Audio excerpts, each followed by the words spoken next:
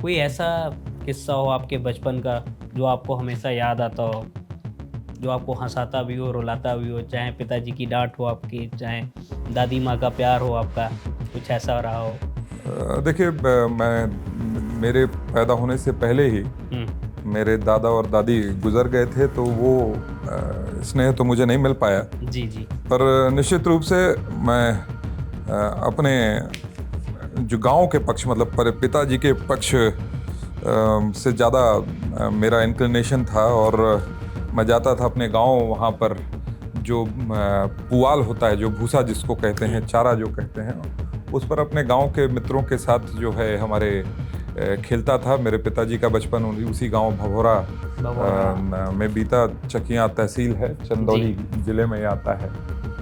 तो वहाँ की बड़ी अच्छी यादें हैं, और अभी भी कई बार मन लग करता है कि जब इस व्यस्तम जीवन से कहीं कुछ क्षण निकाल कर अगर बिताने का अवसर मिले, तो यही इच्छा है कि अपने गांव की तरफ जाकर फिर उस तरह का जीवन जी पाऊँ।